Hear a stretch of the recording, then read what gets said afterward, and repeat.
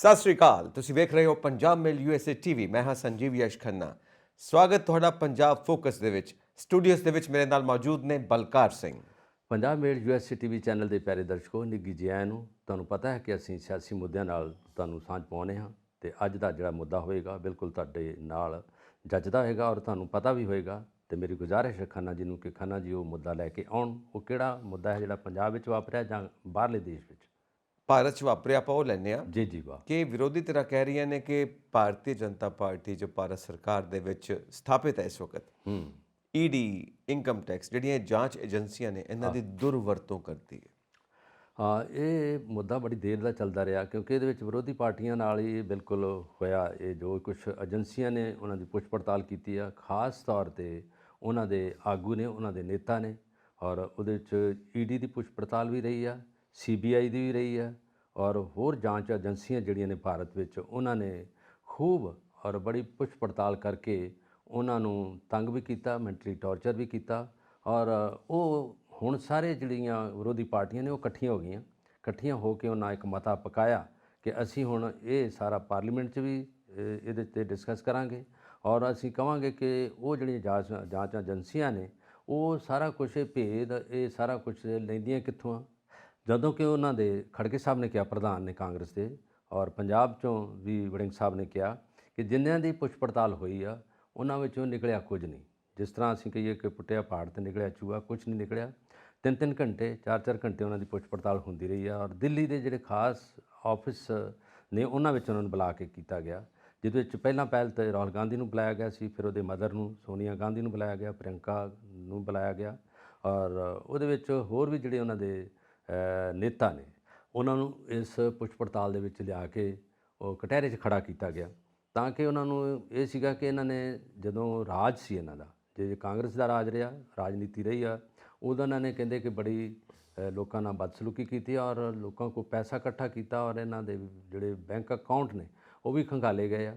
ਔਰ ਜਿੱਥੇ ਜਿੱਥੇ ਇਹਨਾਂ ਦੀਆਂ ਏਜੰਸੀਆਂ ਨੇ ਬਾਹਰਲੇ ਦੇਸ਼ਾਂ ਵਿੱਚ ਵੀ ਅਕਾਊਂਟ ਨੰਬਰ ਵੀ ਘੱਟੋ ਘੱਟ ਦੇਖੇ ਇਹਨਾਂ ਦੇ, ਅਤੇ ਕਿਹੜੀ ਬੈਂਕ ਵਿੱਚੋਂ ਪੈਸਾ ਇਹਨਾਂ ਦਾ ਜਾਂਦਾ ਰਿਹਾ। ਦੁਬਈ ਤੱਕ ਵੀ ਗਏ ਆ ਔਰ ਉਹਦੇ ਵਿੱਚੋਂ ਮੇਰਾ ਖਿਆਲ ਹੈ ਕਿ ਉਹ ਇਹਨਾਂ ਨੇ ਸਾਰਾ ਕੁਝ ਗੰਧਲਾ ਕਰਕੇ ਕੁਛ ਨਹੀਂ ਲੱਭਿਆ। ਔਰ ਅੱਜ ਇਹਨਾਂ ਦਾ ਸੰਗਠਨ ਜਿਹੜਾ ਸੀਗਾ ਉਹਨਾਂ ਨੇ ਇੰਕਸ਼ਾਫ ਕੀਤਾ ਕਿ ਅਸੀਂ ਇੱਥੋਂ ਤੱਕ ਪਹੁੰਚਾਂਗੇ ਕਿ ਸਾਨੂੰ ਖਾਸ ਤੌਰ 'ਤੇ ਜਦੋਂ ਰੂਲਿੰਗ ਪਾਰਟੀ ਦੀ ਦੂਜੀ ਪਾਰਟੀ ਦੀ ਬਣ ਜਾਂਦੀ ਆ, ਜਿਹੜੀ ਇਸ ਵੇਲੇ ਤਖ਼ਤ 'ਤੇ ਬੈਠੀ ਆ, ਉਹ ਖਾਸ ਤੌਰ 'ਤੇ ਸਾਡੇ ਨਾਲ ਟੇਢੀਆਂ ਨਜ਼ਰਾਂ ਨਾਲ ਵੇਖਦੀ ਆ। ਸਾਡੀ ਪੁੱਛ ਪੜਤਾਲ ਇੰਨੀ ਹੋ ਜਾਂਦੀ ਕਿ ਅਸੀਂ ਦੂਜੇ ਪਾਸੇ ਸੋਚ ਨਹੀਂ ਸਕਦੇ ਕਿ ਅਸੀਂ ਜਨਤਾ ਨੂੰ ਕੀ ਜਵਾਬ ਦਈਏ। ਔਰ ਉਹ ਕਹਿੰਦੇ ਕਿ ਸਾਨੂੰ ਬਦਨਾਮ ਕਰਨ ਲਈ ਜਨਤਾ ਦੇ ਸਾਹਮਣੇ ਪੇਸ਼ ਕੀਤਾ ਜਾਂਦਾ ਕਿ ਇਹਨਾਂ ਨੇ ਆਹ ਕੀਤਾ ਔਰ ਸਾਨੂੰ ਉਸ ਕਚਹਿਰੀ ਵਿੱਚ ਲਿਆਇਆ ਜਾਂਦਾ ਵਾ ਜਿੱਥੇ ਅਸੀਂ ਕੀਤਾ ਕੁਛ ਨਹੀਂ ਹੁੰਦਾ। ਔਰ ਇਹ ਜਾਂਚ ਜਿਹੜੀ ਹੈ ਖਾਸ ਤੌਰ 'ਤੇ 1947 ਤੋਂ ਲੈ ਕੇ ਹੁਣ ਤੱਕ ਰਾਜਨੀਤਿਕ ਪਾਰਟੀ, ਇੱਕ ਤਾਂ ਪਾਰਟੀ ਬਹਿ ਜਾਂਦੀ ਹੈ ਤਖ਼ਤ 'ਤੇ, ਅਤੇ ਦੂਜੀ ਜਿਹੜੀ ਹੈਗੀ ਉਹਨਾਂ ਨੂੰ ਜਿਹੜੀ ਆ ਮਾਨਸਿਕ ਤੌਰ 'ਤੇ ਤੰਗ ਕਰਦੀ ਆ ਰਹੀ ਹੈ। ਔਰ ਇਸੇ ਤਰ੍ਹਾਂ ਹੁਣ ਵੀ ਜਿਹੜੇ ਬਾਕੀ ਨੇਤਾ ਨੇ, ਬਿਹਾਰ ਵਿੱਚ ਵੀ ਬੜਾ ਕੁਛ ਹੋਇਆ, ਲਾਲੂ ਯਾਦਵ ਦੇ ਨਾਲ ਵੀ ਤਾਂ ਹੋਇਆ, ਉਹਨਾਂ 'ਤੇ ਕੇਸ ਜਿਹੜੇ ਆ ਦਾਇਰ ਹੋ ਗਏ ਆ ਔਰ ਉਹਨਾਂ ਨੇ ਵੀ ਕਿਹਾ ਸੀਗਾ ਕਿ ਕਈ ਕੇਸ ਤਾਂ ਸਾਡੇ 'ਤੇ ਉਸੇ ਤਰ੍ਹਾਂ ਮੜੇ ਗਏ ਆ, ਜਿਹੜੇ ਕੇਸ ਜਿਨ੍ਹਾਂ ਵਿੱਚ ਅਸੀਂ ਕੋਈ ਦੋਸ਼ ਕੀਤਾ ਵੀ ਨਹੀਂ। ਔਰ ਉਹਦੇ ਤੱਕ UP ਦੇ ਵਿੱਚ ਵੀ ਆ, ਬਿਹਾਰ ਵਿੱਚ ਵੀ ਆ, ਕਰਨਾਟਕਾ ਦੇ ਵਿੱਚ ਵੀ ਆ ਔਰ ਪੰਜਾਬ ਦੇ ਵਿੱਚ ਵੀ ਬਹੁਤ ਹੋਏ ਆ। ਅਤੇ ਜਿਹੜਾ ਰਾਜਧਾਨੀ ਸਾਡੀ ਦਿੱਲੀ, ਇਹਦੇ ਵਿੱਚ ਖਾਸ ਤੌਰ 'ਤੇ ਇੱਦਾਂ ਦੇ ਜਿਹੜੇ ਕੰਮ ਹੁੰਦੇ ਰਹੇ ਆ। ਬਿਲਕੁਲ ਸਹੀ। ਔਰ ਉਹਦੇ ਵਿੱਚ CBI ਨੇ ਵੀ ਜਿਹੜੀ ਬੜੀ ਕੁਛ ਖੰਗਾਲ ਕੇ ਲੱਭਿਆ ਤਾਂ ਨਹੀਂ ਹੈ ਕੁਛ, ਪਰ ਉਹਨਾਂ ਨੇ ਲੋਕਾਂ ਤੋਂ ਪੁੱਛ ਪੜਤਾਲ ਕੀਤੀ ਆ। ਇੱਕ ਖੰਨਾ ਜੀ ਗੱਲ ਹੈਗੀ, ਜਦੋਂ ਪਾਰਟੀ ਦੇ ਨੇਤਾ, ਜਦੋਂ ਆਪਣੇ ਕੋਲ ਉਹਨਾਂ ਕੋਲ ਰਾਜਨੀਤੀ ਆ ਜਾਂਦੀ ਹੈ, ਉਹਨਾਂ ਕੋਲ ਦੇਸ਼ ਦੀ ਵਾਗਡੋਰ ਉਹਨਾਂ ਦੇ ਹੱਥ 'ਚ ਆ ਜਾਂਦੀ ਆ, ਉਹਨਾਂ ਦਾ ਮਨਸ਼ਾ ਇਹੀ ਹੁੰਦਾ ਕਿ ਅਸੀਂ ਜਿਹੜੀਆਂ ਰਾਜਨੀਤਿਕ ਪਾਰਟੀਆਂ ਜਿਹੜੀਆਂ ਸਾਨੂੰ ਅੱਖਾਂ ਦਿਖਾਉਂਦੀਆਂ ਨੇ ਜਾਂ ਸਾਡੇ ਕੋਲ ਜਵਾਬ ਮੰਗਦੀਆਂ ਨੇ, ਪਹਿਲਾਂ ਉਹਨਾਂ ਕੋਲ ਇਹ ਪੁੱਛੀਏ ਕਿ ਤੁਸੀਂ ਕੀ ਕੀਤਾ। ਔਰ ਉਹਨਾਂ ਨੂੰ ਚਾਹੀਦਾ ਹੈਗਾ ਪਾਰਲੀਮੈਂਟ ਵਿੱਚ ਪੁੱਛਣ, ਪਾਰਲੀਮੈਂਟ 'ਚ ਸਵਾਲ ਜਵਾਬ ਹੋਣ ਵੀ ਤੁਸੀਂ ਇਸ ਵੇਲੇ ਆਹ ਕੀਤਾ ਸੀ, ਸਾਡੇ ਕੋਲ ਡਾਟਾ ਪਿਆ। ਡਾਟੇ ਏਜੰਸੀਆਂ ਕੋਲ ਇਕੱਠੇ ਕਰ ਲੈਣ ਕਿ ਇਹਨਾਂ ਨੇ ਕੀ ਪੈਸਾ ਕਿੱਥੇ ਜਿਹੜਾ ਆਪਣੇ ਜੇਬ ਵਿੱਚ ਪਾਇਆ, ਕਿੱਥੇ ਕਿੱਥੇ ਇਹਨਾਂ ਨੇ ਫੰਡ ਜਿਹੜੇ ਆ ਸਰਕਾਰ ਦੇ ਖਾਧੇ ਆ ਔਰ ਕਿੱਥੇ ਕਿੱਥੇ ਇਹਨਾਂ ਨੇ ਜਿੱਥੇ ਜਿੱਥੇ ਵਿਕਾਸ ਦਾ ਕੰਮ ਨਹੀਂ ਕੀਤਾ, ਪੈਸਾ ਇਕੱਠਾ ਕਰਕੇ ਆਪਣੇ ਘਰ ਲੈ ਗਿਆ, ਬੱਚਿਆਂ 'ਤੇ ਵਰਤਿਆ ਗਿਆ ਵਾ। ਜਾਂ ਜਿੱਦਾਂ ਕਿਸੇ ਪਿੰਡ ਦੇ ਵਿਕਾਸ ਲਈ ਫੰਡ ਆਇਆ, ਉਹਦੇ ਵਿੱਚ MLA ਹੁੰਦਾ, ਉਹਦੇ 'ਚ ਮੋਹਰੀ MLA ਕੋਲ ਪੈਸਾ ਆਉਂਦਾ, ਪੈਸਾ ਆਉਣ ਤੋਂ ਬਾਅਦ ਫਿਰ ਸਰਪੰਚ ਕੋਲ ਜਾਂਦਾ, ਸਰਪੰਚ ਫਿਰ ਮਤਾ ਪਾਸ ਕਰਦਾ ਕਿ ਕੀ ਕੁਛ ਅਸੀਂ ਇੱਥੇ ਕਰਨਾ, ਕਿਉਂਕਿ ਪੰਜਾਬ ਨਹੀਂ ਪੂਰਾ ਹਿੰਦੁਸਤਾਨ ਹੀ ਪਿੰਡਾਂ ਦਾ ਦੇਸ਼ ਹੈ, ਪਿੰਡਾਂ ਵਿੱਚ ਹੀ ਸਾਰਾ ਕੁਛ ਹੁੰਦਾ। ਪਿੰਡਾਂ ਦਾ ਵਿਕਾਸ ਹੈਗਾ ਤਾਂ ਪੂਰੇ ਦੇਸ਼ ਦਾ ਵਿਕਾਸ ਹੈ, ਕਿਉਂਕਿ ਇਹ ਕਹਿੰਦੇ ਨੇ ਪਿੰਡਾਂ ਦੇ ਸਰਪੰਚ ਵੀ ਕਿ ਤੁਸੀਂ ਸੈਂਟਰਲਾਈਜ਼ ਨਾ ਕਰੋ, ਜਿਹੜਾ ਉਹਦੇ ਵਿੱਚ ਇਹਨੂੰ ਡੀਸੈਂਟਰਲਾਈਜ਼ ਕਰਕੇ ਸਾਡੇ ਹੱਥ ਵੀ ਕੁਛ ਨਾ ਕੁਛ ਆਵੇ ਪਾਵਰ, ਅਸੀਂ ਵੀ ਕੰਮ ਕਰੀਏ। ਜਦੋਂ ਕੋਈ ਰੌਲਾ ਪੈਂਦਾ ਜਾਂ ਕੋਈ ਤਲਾਕ ਦਾ ਕੇਸ ਹੁੰਦਾ ਜਾਂ ਕੋਈ ਲੜਾਈ ਝਗੜਾ ਹੁੰਦਾ, ਜੱਜ ਪਹਿਲੋਂ ਕਹਿੰਦਾ ਉਹਨਾਂ ਨੂੰ, ਦੋ ਪਾਰਟੀਆਂ ਨੂੰ, ਕਿ ਤੁਸੀਂ ਪਾਸੇ ਹੋ ਕੇ ਫੈਸਲਾ ਕਰ ਲਓ, ਆਪੋ ਵਿੱਚ ਪੰਚਾਇਤ ਦੇ ਸਾਈਨ ਕਰਾ ਲਓ, ਤਾਂ ਕਿ ਤੁਹਾਡੀ ਟਾਈਮ, ਐਨਰਜੀ, ਪੈਸਾ ਸਾਰਾ ਬਰਬਾਦ ਨਾ ਹੋਵੇ। ਤੁਸੀਂ ਜਾ ਕੇ ਉੱਥੇ ਹੀ ਰਹਿਣਾ, ਉਹਨਾਂ ਗਲੀਆਂ 'ਚ ਤੁਰੇ ਫਿਰਨਾ, ਕੱਲ੍ਹ ਨੂੰ ਇਕੱਠੇ ਹੋਣਾ, ਤੁਸੀਂ ਇਹ ਨਾ ਲੜਾਈ ਕਰੋ। ਪਰ ਉਹਦੇ ਵਿੱਚ ਜਿਹੜੀਆਂ ਰਾਜਨੀਤਿਕ ਪਾਰਟੀਆਂ ਦੇ ਨੁਮਾਇੰਦੇ ਨੇ, ਆਂਦੇ ਨਹੀਂ ਚੱਲਣ ਦਿਓ ਕੰਮ। ਇਸੇ ਤਰ੍ਹਾਂ ਕਈ ਸਰਪੰਚਾਂ ਦੇ ਚੱਲ ਰਹੇ ਆ, ਕਈ ਪਿੰਡ ਦੇ ਮੁਖੀਆਂ ਦੇ ਕੇਸ ਚੱਲ ਰਹੇ ਆ। ਇੱਥੋਂ ਸ਼ੁਰੂ ਹੁੰਦੀ ਹੈ ਰਾਜਨੀਤੀ ਅਤੇ ਫਿਰ ਦਿੱਲੀ ਦੇ ਤਖ਼ਤ ਤੱਕ ਪਹੁੰਚ ਜਾਂਦੀ ਹੈ, ਜਿਹਦੇ ਵਿੱਚ ਜਿਹੜੇ ਸਾਡੇ ਰਹਿ ਚੁੱਕੇ ਪ੍ਰਧਾਨ ਮੰਤਰੀ ਨੇ, ਰਹਿ ਚੁੱਕੇ ਪਾਰਟੀ ਦੇ ਨੇਤਾ ਨੇ, ਉਹਨਾਂ 'ਤੇ ਵੀ ਕੇਸ ਚੱਲ ਰਹੇ ਆ। ਔਰ ਸਾਰੀ ਸਾਰੀ ਦਿਹਾੜੀ ਵਿਚਾਰੇ ਉਹ CBI ਨੂੰ ਜਵਾਬ ਦਿੰਦੇ ਰਹਿੰਦੇ ਆ, ED ਨੂੰ ਦਿੰਦੇ ਰਹਿੰਦੇ ਜਵਾਬ। ਪਰ ਇਹ ਮੇਰਾ ਖਿਆਲ ਆ ਕਿ ਇਹ ਸਾਰੀ ਨੈਗੇਟਿਵ ਜਿਹੜੀ ਸਥਿਤੀ ਹੈਗੀ ਆ, ਕਿਉਂਕਿ ਉਹ ਲੋਕ ਫਿਰ ਜਦੋਂ ਆਉਣਗੇ, ਉਹ ਜਦੋਂ ਰਾਜਨੀਤਿਕ ਪਾਰਟੀ ਦੇ ਪ੍ਰਮੁੱਖ ਨੇਤਾ ਜਦੋਂ ਆਉਣਗੇ, ਆਪਣੇ ਦੇਸ਼ ਦੀ ਵਾਗਡੋਰ ਸੰਭਾਲਣਗੇ, ਉਹ ਫਿਰ ਕੀ ਕਰਨਗੇ? ਉਹ ਵੀ ਫਿਰ ਇਹਨਾਂ ਨੂੰ ਉਸੇ ਕਟਹਿਰੇ 'ਚ ਖੜਾ ਕਰਨਗੇ। ਪੰਜਾਬ ਵਿੱਚ ਵੀ ਹੋ ਰਿਹਾ, ਕਾਂਗਰਸ ਦੇ ਕਾਫੀ ਨੇਤਾ ਫੜੇ ਗਏ। ਉਸ ਤੋਂ ਬਾਅਦ ਆਪਦੇ ਆਪਣੇ ਇਹਨਾਂ ਦੇ ਜਿਹੜੇ MLA ਆ ਜਾਂ ਮੰਤਰੀ, ਉਹਨਾਂ ਦੇ ਵੀ ਕਈ ਉਂਗਲੀਆਂ ਉੱਠੀਆਂ। ਔਰ ਉਸ ਤੋਂ ਬਾਅਦ ਜਿਹੜੀ BJP ਦੇ ਵੀ ਕਈ ਹੈਗੇ ਆ, ਜਿੱਦਾਂ ਸੋਨੀ ਜੀ ਨੇ, ਹੋਰ ਉਹਦੇ ਨਾਲ ਹੈ ਨੇ ਸਾਰੇ। ਔਰ ਮੇਰਾ ਖਿਆਲ ਹੈ ਕਿ ਕੰਮ ਤਾਂ ਛੋਟਾ ਮੋਟਾ ਜਿਹੜਾ ਹੁੰਦਾ ਵੀ ਆ, ਮਾੜਾ ਕੰਮ ਜਾਂ ਰਿਸ਼ਵਤਖੋਰੀ ਜਾਂ ਪੈਸਾ ਧੇਲਾ ਇਕੱਠਾ ਕਰਨਾ, ਪਰ ਜਿਨ੍ਹਾਂ ਵਿੱਚੋਂ ਨਹੀਂ ਕੁਛ ਮਿਲਦਾ ਜਾਂ ਜਿਨ੍ਹਾਂ ਵਿੱਚ ਉਹਨਾਂ 'ਚ ਰਿਵੈਂਜ ਆ, ਉਹਨਾਂ 'ਚ ਉਹਨਾਂ ਨੂੰ ਹੁੰਦਾ ਕਿ ਅਸੀਂ ਇਹਨਾਂ ਤੋਂ ਬਦਲਾ ਲਈਏ। ਕਿਉਂਕਿ ਇਹ ਹੁਣ ਇਸ ਵੇਲੇ ਇਹਨਾਂ ਕੋਲ ਨਿਹੱਥੇ ਹੈ, ਇਹਨਾਂ ਕੋਲ ਕੋਈ ਪਾਵਰ ਨਹੀਂ, ਇਹਨਾਂ ਕੋਲ ਕੋਈ ਇਸ ਵੇਲੇ ਉਪਾਧੀ ਨਹੀਂ। ਇਹਨਾਂ ਨੂੰ ਜਿਹੜਾ ਮੈਂਟਲੀ ਟੌਰਚਰ ਇੱਦਾਂ ਕਰਦੀ ਹੈ, ਅਤੇ ਅਸੀਂ ਇੱਥੇ ਬੈਠੇ ਹਾਂ, ਅਸੀਂ ਥੋੜ੍ਹਾ ਤਮਾਸ਼ਾ ਵੇਖੀਏ। ਇਹ ਰਹਿੰਦਾ ਖੁੰਦਾ ਤਮਾਸ਼ਾ ਜਿਹੜਾ ਹੈਗਾ, ਜਨਤਾ ਵੇਂਦੀ, ਫਿਰ ਜਨਤਾ ਨੂੰ ਪਤਾ ਲੱਗ ਜਾਂਦਾ ਵੀ ਸੱਚ ਕਿੱਥੇ ਹੈ, ਝੂਠ ਕਿੱਥੇ ਆ। ਦੁੱਧ ਦਾ ਦੁੱਧ ਅਤੇ ਪਾਣੀ ਦਾ ਪਾਣੀ ਆਂਦਾ ਕਰੋ, ਪਰ ਹੁੰਦਾ ਕੁਛ ਨਹੀਂ। ਉਹ ਪਾਣੀ ਜਿਹੜਾ ਨਾ ਫੋਕਾ ਰਿੜਕ ਕੇ ਤੋ ਚੋਂ ਘਿਓ ਤਾਂ ਨਿਕਲਣਾ ਨਹੀਂ, ਨਿਕਲਦਾ ਕੁਝ ਨਹੀਂ ਗਾ। ਅਤੇ ਉਸੇ ਤਰ੍ਹਾਂ ਹੀ ਇਹ ਸਾਰੀ ਸਰਕਾਰਾਂ ਜਿਹੜੀਆਂ ਪੈਸਾ ਫਜ਼ੂਲ ਜਿਹੜਾ ਹੈਗਾ ਉਹ ਅਜਾਈ ਜਾ ਰਿਹਾ, ਜਿਹਦੇ 'ਚ ਟਾਈਮ ਐਨਰਜੀ ਖਤਮ ਹੋ ਰਹੀ ਹੈ, ਜਿਹਦੇ ਵਿੱਚ ਵਿਕਾਸ ਦੀ ਗੱਲ ਕੋਈ ਹੁੰਦੀ ਨਹੀਂ। ਸਾਰਿਆਂ ਦੇ ਇਹੀ ਹੁੰਦਾ ਵੀ ਮਾਰ ਲਓ, ਫੜ ਲਓ, ਇਹਨਾਂ ਨੂੰ ਨੰਗੇ ਕਰ ਦਿਓ, ਇਹਨਾਂ ਦੇ ਵਿੱਚੋਂ ਲੋਕਾਂ ਨੂੰ ਦੱਸੋ ਵੀ ਇਹਨਾਂ ਨੇ ਇੰਨਾ ਪੈਸਾ ਖਾਧਾ, ਨਿਕਲਦਾ ਕੁਝ ਨਹੀਂ। ਇਹੀ ਗੱਲ ਹੁੰਦੀ ਆ ਐਗਜ਼ੈਕਟਲੀ, ਇਹੀ ਗੱਲ ਹੁੰਦੀ ਹੈ। ਔਰ ਓਪੋਜੀਸ਼ਨ ਇਹ ਵੀ ਕਹਿੰਦੀ ਹੈ ਕਿ ਜਦੋਂ ਕਿਸੇ ਦੇ ਉੱਤੇ ED ਦਾ ਛਾਪਾ ਪੈਂਦਾ ਹੈ, ਇਨਕਮ ਟੈਕਸ ਦਾ ਛਾਪਾ ਪੈਂਦਾ ਹੈ, ਜੇ ਉਹ ਬੰਦਾ BJP ਗਵਰਨਮੈਂਟ ਜੁਆਇਨ ਕਰ ਲਵੇ, BJP ਪਾਰਟੀ ਜੁਆਇਨ ਕਰ ਲਵੇ, ਇੱਧਰੋਂ ਸ਼ਿਫਟ ਹੋ ਗਏ, ਫਿਰ ਉਹ ਸਾਰੇ ਛਾਪੇ ਖਤਮ ਹੋ ਜਾਂਦੇ ਨੇ, ਕਲੀਨ ਚਿੱਟ ਮਿਲ ਜਾਂਦੀ ਹੈ। ਇਹ ਵੀ ਓਪੋਜੀਸ਼ਨ ਕਹਿੰਦੀਆਂ ਨੇ। ਇਹ ਸਾਰੀਆਂ ਤਮਾਮ ਤਰ੍ਹਾਂ ਦੀਆਂ ਗੱਲਾਂ ਚੱਲਦੀਆਂ ਪਈਆਂ ਨੇ। ਆਪਣਾ ਮਤਲਬ ਆ, ਇਹਨੂੰ ਕਹਿੰਦੇ ਆ ਜਿਹੜਾ ਆਪਣਾ ਵਿਅਕਤੀਗਤ ਜਿਹੜਾ ਹੈਗਾ, ਇਹਦੇ 'ਚ ਜਿਹੜਾ ਫਾਇਦਾ, ਉਹ ਫਾਇਦਾ ਲੈਣ ਲਈ ਸਾਰਾ ਕੁਝ ਹੁੰਦਾ। ਬਾਕਾਇਦਾ ਇਹ ਨਹੀਂ ਸੋਚਦੇ ਕਿ ਜਨਤਾ ਕੀ ਸੋਚੂਗੀ। ਉਹਨਾਂ ਦੇ ਨੁਮਾਇੰਦੇ ਹੀ ਆ, ਕੱਲ੍ਹ ਉਹਨਾਂ ਨੂੰ, ਪਰਸੋਂ ਨੂੰ ਨਹੀਂ, ਚੌਥ ਨੂੰ ਤਾਂ ਉਹ ਵੀ ਬਣਨਗੇ ਕੁਛ ਨਾ ਕੁਛ। ਔਰ ਇਹ ਨਹੀਂ ਹੁੰਦਾ ਕਿ 5 ਸਾਲ ਤੋਂ ਬਾਅਦ 10 ਸਾਲ ਫਿਰ ਉਹਨਾਂ ਦੀ ਸਰਕਾਰ ਰਹਿਣੀ ਆ। ਸਰਕਾਰ ਤਾਂ ਲਿਮਿਟਡ ਟਾਈਮ 'ਚ ਰਹਿਣੀ ਆ। ਸਰਕਾਰੀ ਕਰਮਚਾਰੀ ਤਾਂ 60 ਸਾਲ ਤੱਕ ਰਹੂਗਾ, ਜਿਹਦੇ 'ਤੇ ਇਹਨਾਂ ਨੇ ਦੋਸ਼ ਮੜ ਦਿੰਦੇ ਸਾਰਾ ਕੁਛ ਉਹਦੇ 'ਚ CBI। ਔਰ ਦੂਜੀ ਪ੍ਰੋਬਲਮ ਪਤਾ ਕੀ ਹੁੰਦੀ, ਜਿਹੜੀ CBI ED ਜਿਹੜੇ ਇਹ ਗੌਰਮੈਂਟ ਦੇ ਹੀ ਸਾਰਾ ਕੁਛ, ਤਨਖਾਹ ਤਾਂ ਉਹਨਾਂ ਉੱਥੋਂ ਲੈਂਦੇ ਆ, ਪੁਲਿਸ ਅਫਸਰ ਵੀ ਉਹਨਾਂ ਦੇ ਹੈਗੇ ਆ। ਉਹਨਾਂ ਨੇ ਉਹਨਾਂ ਦੀ ਬੋਲੀ ਬੋਲਣੀ ਆ, ਹਰ ਤਰੀਕੇ ਨਾਲ ਬੋਲਣੀ ਪਊਗੀ, ਕਿਉਂਕਿ ਉਹਨਾਂ ਨੂੰ ਪਤਾ ਕਿ ਉਹ ਪਾਵਰ 'ਚ ਉਹ ਨੇ, ਉਹਨਾਂ ਦਾ ਰਾਜ ਹੈਗਾ, ਉਹਨਾਂ ਦਾ ਸਾਰਾ ਰਾਜ ਭਾਗ ਆ। ਜੇ ਅਸੀਂ ਉਹਨਾਂ ਦੇ ਉਲਟ ਕੀਤਾ ਕੰਮ ਤਾਂ ਸਾਨੂੰ ਸਸਪੈਂਡ ਵੀ ਕਰ ਸਕਦੇ ਆ, ਸਾਨੂੰ ਬਾਹਰ ਵੀ ਕੱਢ ਸਕਦੇ ਆ। ਇਹ ਰਿਟਾਇਰਮੈਂਟ ਤੋਂ ਬਾਅਦ ਜਿਹੜੇ CBI ਦੇ ਰਿਟਾਇਰਡ ਡਾਇਰੈਕਟਰ ਆ, ਉਹ ਬਾਅਦ 'ਚ ਫਿਰ ਕਿਤਾਬਾਂ ਲਿਖਦੇ, ਬਾਅਦ 'ਚ ਬੜਾ ਕੁਝ ਲਿਖਦੇ ਆ ਵੀ ਲੋਕੋ ਆ ਜੇ, ਆ ਜਨਤਾ ਜੀ ਆ ਜੇ, ਜੋ ਅਸੀਂ ਕਰਦੇ ਰਹੇ ਹਾਂ ਸੱਚ ਆ ਜੇ, ਅਸੀਂ ਕੀ ਝੂਠ ਮਾਰਦੇ ਰਹੇ ਹਾਂ, ਇਸ ਕਰਕੇ ਮਾਰਦੇ ਰਹੇ ਕਿ ਸਾਡੇ 'ਤੇ ਉਹਨਾਂ ਦੀ ਤਲਵਾਰ ਲਟਕਦੀ ਆ। ਅਸੀਂ ਇਸ ਕਰਕੇ ਤੁਹਾਡੀ ਗੱਲ ਨਹੀਂ ਸੁਣ ਸਕੇ, ਰਾਜਨੇਤਾ ਦੀ ਗੱਲ ਨਹੀਂ ਸੁਣ ਸਕੇ। ਇਹ ਬੜੀ ਵੱਡੀ ਜਿਹੜੀ ਆ ਦੁਖਾਂਤ ਹੈ ਪੰਜਾਬ ਦਾ, ਨਹੀਂ ਸਾਰੇ ਹਿੰਦੁਸਤਾਨ ਦਾ। ਰਾਹੁਲ ਗਾਂਧੀ ਜੀ, ਰਾਹੁਲ ਗਾਂਧੀ ਨੂੰ ਲੋਕ ਸਭਾ ਦੀ ਮੈਂਬਰਸ਼ਿਪ ਤੋਂ ਡਿਸਕੁਆਲੀਫਾਈ ਕਰ ਦਿੱਤਾ ਗਿਆ, ਕਿਉਂਕਿ ਕੇਸ ਸੂਰਤ ਦੇ ਵਿੱਚ ਉਹਦਾ ਫੈਸਲਾ ਆਇਆ ਹੈ, ਜੋ ਇਲੈਕਸ਼ਨਸ ਦੇ ਦੌਰਾਨ, ਕੈਂਪੇਨ ਦੇ ਦੌਰਾਨ 2019 ਦੇ ਵਿੱਚ ਉਹਨਾਂ ਨੇ ਕੁਝ ਇੱਦਾਂ ਦੀ ਗੱਲ ਕਹਿ ਦਿੱਤੀ ਸੀ ਜਿਹੜੀ ਸੁਖਾਵੀ ਨਹੀਂ ਸੀ, ਲੋਕਾਂ ਨੂੰ ਬਰਦਾਸ਼ਤ ਨਹੀਂ ਹੋਈ। ਇੱਕ ਕਮਿਊਨਿਟੀ ਦੇ ਖਿਲਾਫ ਕਹਿੰਦੇ ਨੇ ਕਿ ਉਹਨਾਂ ਨੇ ਗੱਲ ਕਹੀ ਜੋ ਨਹੀਂ ਕਹਿਣੀ ਚਾਹੀਦੀ ਸੀ। ਹਾਲਾਂਕਿ ਕੁਝ ਕਹਿੰਦੇ ਨੇ ਕਿ ਕਮਿਊਨਿਟੀ ਦੇ ਖਿਲਾਫ ਨਹੀਂ ਕਿਹਾ ਸੀ ਉਹਨਾਂ ਨੇ, ਕੁਝ ਬੰਦਿਆਂ ਦੇ ਖਿਲਾਫ ਕਿਹਾ ਸੀ। ਇਹਨੂੰ ਟਵਿਸਟ ਕੀਤਾ ਗਿਆ ਹੈ, ਹੁਣ ਦੁਬਾਰਾ ਤੋਂ ਟਵਿਸਟ ਕਰਨ ਦੀ ਕੋਸ਼ਿਸ਼ ਕੀਤੀ ਜਾਏਗੀ, ਹਰ ਤਰ੍ਹਾਂ ਦੇ ਲੀਗਲ ਪੈਟਰਨਸ ਅਪਣਾਏ ਜਾਣਗੇ, ਤਮਾਮ ਤਰ੍ਹਾਂ ਦੀਆਂ ਗੱਲਾਂ ਹੋ ਰਹੀਆਂ ਨੇ। ਤੋ ਇਹ ਗੱਲ ਕਿੱਧਰ ਨੂੰ ਜਾ ਰਹੀ ਹੈ ਔਰ ਕਾਂਗਰਸ ਇਹਦੇ ਲਈ ਕੀ ਕੀ ਸਟੈਪਸ ਲੈ ਰਹੀ ਹੈ? ਹਾਂ, ਜਿਹੜਾ ਹੁਣ ਆਪਾਂ ਹੁਣੇ ਟੌਪਿਕ ਡਿਸਕਸ ਕੀਤਾ, ਇਹ ਵੀ ਕਾਫੀ ਮਿਲਦਾ ਜੁਲਦਾ ਹੈ ਉਹਦੇ ਨਾਲ। ਇਸ ਕਰਕੇ ਮਿਲਦਾ ਕਿ ਉਹ ਕਾਂਗਰਸ ਦੇ ਪ੍ਰਮੁੱਖ ਨੇਤਾ ਨੇ ਰਾਹੁਲ ਗਾਂਧੀ ਜੀ। ਉਹਨਾਂ ਨੂੰ ਤਾਂ ਪਹਿਲਾਂ ਇਹਨਾਂ 'ਤੇ ਤਬਦੀਸ਼ ਬਹੁਤ ਹੋਈ ਆ, ਬਹੁਤ ਕੁਛ ਲਿਆ ਗਿਆ ਉੱਤੋਂ। ਫਿਰ ਹੁਣ ਇਹਨਾਂ ਦਾ ਮੁਕੱਦਮਾ ਚੱਲਿਆ ਜਿਹੜਾ, ਉਹਦੇ ਵਿੱਚੋਂ ਕੋਰਟ ਨੇ ਉਹਨਾਂ ਦੇ ਅਗੇਂਸਟ ਜਿਹੜਾ ਡਿਸੀਜਨ ਦਿੱਤਾ 2 ਸਾਲ ਦੀ ਸਜ਼ਾ ਵੀ ਉਹਨਾਂ ਨੂੰ ਸੁਣਾਈ ਗਈ ਹੈ। ਫਿਰ ਉਹਨਾਂ ਨੂੰ ਮੈਂਬਰ ਪਾਰਲੀਮੈਂਟ ਤੋਂ ਬਰਖਾਸਤ ਕਰ ਦਿੱਤਾ ਗਿਆ, ਉਹ ਤੋਂ ਬਾਹਰ ਕੱਢ ਦਿੱਤਾ ਗਿਆ। ਔਰ ਉਹਦੇ ਵਿੱਚ ਉਹਨੇ ਕਿਹਾ ਕਿ ਮੈਂ ਸੱਚ ਬੋਲਣ ਵਾਲਾ ਹੈਗਾ, ਮੈਂ ਇਹਦੇ ਤੋਂ ਡਰਦਾ ਨਹੀਂ ਹੈਗਾ, ਮੈਨੂੰ ਬਰਖਾਸਤ ਕਰ ਦੇਣ ਜਾਂ ਜਿੱਥੇ ਮਰਜ਼ੀ ਕਰ ਦੇਣ, ਭਾਰਤ ਦਾ ਵਸਨੀਕ ਹਾਂ ਮੈਂ, ਮੇਰਾ ਕੋਈ ਦਿਵਾਲੀਆ ਨਹੀਂ ਨਿਕਲਿਆ, ਮੈਂ ਲੋਕਾਂ ਦੀ ਸੇਵਾ ਉਸੇ ਤਰ੍ਹਾਂ ਕਰੂੰਗਾ।